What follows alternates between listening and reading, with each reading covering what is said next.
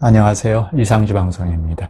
이 시간은 예배에 대하여 9번째인데 예배 찬송 2번째입니다. 하나님이 받으시는 찬송이 무엇일까 하는 걸 지난번에 말씀드렸는데 오늘 좀 더 말씀드리겠습니다. 지난번에 찬송 가사를 말씀드렸는데 이 시간은 곡을 말씀드리겠습니다. 예배 찬송은 세상 노래가 아니죠. 공적으로 연합하여 예배하는 찬송은 세상 노래가 아니라는 걸 분명히 해야 합니다. 세상 노래가 아니기 때문에 히브리서 13장 15절에는 찬송을 제사라고 했습니다. 지난번에 말씀드렸습니다. 신약에 유일하게 남아있는 제사가 찬송입니다. 그럼 이 찬송은, 예배 찬송은 제사의 정신을 담아야 하죠. 구약 제사에서 이렇게 하라 이렇게 하라 하고 세세하게 알려주신 말씀대로 제사해야 하지 않습니까? 일러주신 말씀대로 하지 않으면 하나님이 받지 않으셨죠? 그처럼 찬송도 그런 제사의 정신을 따라서 해야 합니다. 부르는 사람은 물론이고 예배 절차의 뜻을 알고 지난 3강, 4강을 보시면 도움이 되실 겁니다. 예배 절차의 뜻을 각각 알고 하나님 앞에서 하나님 가르쳐 주신 말씀을 가지고 노래하는, 성령께서 깨닫게 하신 말씀을 다시 돌려드리는, 노래로 돌려드리는 것이 찬송이지 않습니까? 가사는 물론이요, 곡도 사람들이 듣는 노래가 아니라 하나님이 들으시는 노래, 하나님의 이름을 드러내는 가사와 곡이어야 합니다. 그 때문에 음악 자체가 찬송을 주도하면 곤란합니다. 세상 노래는 음악이 주도하면 좋을 수 있잖아요. 음악 자체가 힘이 있어서 그렇죠. 음악 자체로도 감동이 되기도 하고 슬프기도 하고 기쁘기도 합니다. 그 때문에 곡이 매우 중요한데요. 같은 가사에 곡을 어떻게 붙이느냐에 따라서 전혀 달라지는 다른 찬송이 됩니다. 그만큼 음악 자체가 힘이 있습니다. 따라서 예배 찬송의 곡은 가사를 표현하기 위한 보조수단이어야 합니다. 곡이 보조가 아니고 주가 되어버리면 가사가 묻혀버리죠. 아무리 좋은 가사라도 하나님과 그분 사역을 표현하는 가사라도 곡이 주도가 되면 그런 가사가 묻혀버립니다. 찬송가 하나를 예로 들면 우리가 부르는 2장, 찬양 성부 성자 성령 성삼일체께 이렇게 나가는 것을 트로트 곡으로 붙이면 쿵짝 쿵짝 쿵짜자 쿵짝이잖아요. 찬양 성부 성자 성령 성삼일체께 이렇게 되죠. 이런 곡을 붙이면 가사가 묻혀버리죠. 이 2장이 삼위 하나님을 집약한 아주 좋은 가사인데도 곡을, 트로트 곡을 붙여버리면 묻어버립니다. 곡이 주도가 되면 아무리 좋은 가사라도 묻혀버립니다. 그러니까 곡을 어떻게 붙이느냐가 참 중요하죠. 일단 좋은 가사여야 하고 하나님을 표하고 그분의 사역을 표하는 가사여야 하고 거기에 하나님 나라 정서에 맞는 곡을 붙여야 하나님이 받으실 찬송이 됩니다. 하나님 나라 정서를 먼저 잘 알고 그런 곡을 붙여야 하나님이 받으실 만한 찬송이 됩니다. 세상 정서에 맞는 곡을 붙이면 가사가 아무리 좋아도 묻혀버립니다. 하나님 받기가 참 곤란한 노래가 되어버립니다. 예배 찬송은 사람의 감정을 드러내기보다 하나님께 절하는 정신이 잘 드러나는 곡을 붙여야 합니다. 이런 정신을 잘 깨달은 16세기 개혁자들은 로마 교회의 잘못된 예배를 보고 바로잡았습니다. 역시 찬송도 바로잡았습니다. 찬송 가사와 곡을 전부 개혁했습니다. 칼빈도 예배 찬송의 곡은 단순하고 장중해야 한다 했습니다. 가사의 정신을 살려야 한다고 했습니다. 그 때문에 당시에 유행하던 민속곡이나 명곡을 찬송곡으로 택하지 않았습니다. 직접 만들어서 부르기도 했는데 감정과 흥을 위주로 하는 곡을 멀리 했습니다. 찬송의 곡 문제는 우리나라 교회, 우리가 아주 깊이 생각할 점입니다.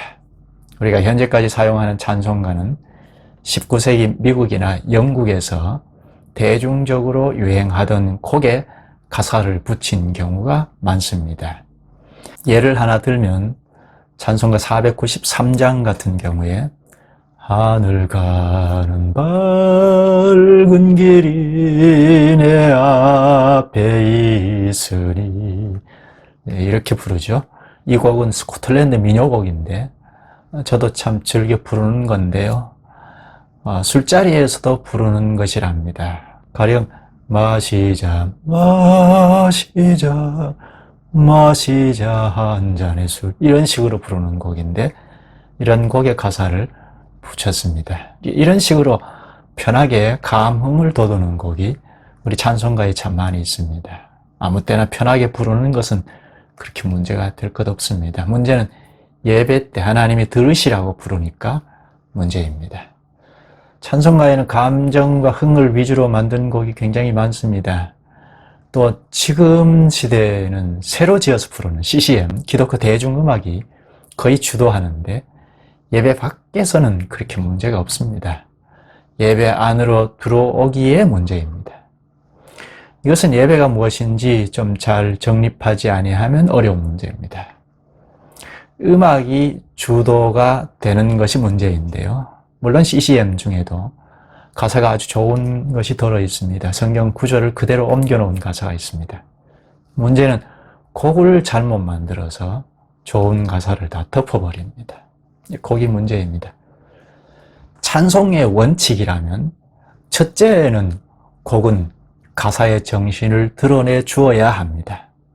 둘째는 감동을 주는 것보다는 단순해야 합니다. 가사를 묻어버리는 곡은 안 됩니다. 지금 시편 찬송을 쓰는 교회가 들어있는데요. 시편 찬송의 곡을 잘 보면 매우 단조로워요. 복잡하지 않습니다. 가사가 살아야 하기 때문이죠. 가사를 묻어버리면 안 되니까 그렇습니다. 그런 점에서 우리가 곡을 붙이는 것을 아주 중요하게 생각해야 합니다. 우리가 처해 있는 우리나라 정서를 생각할 필요가 있는데요.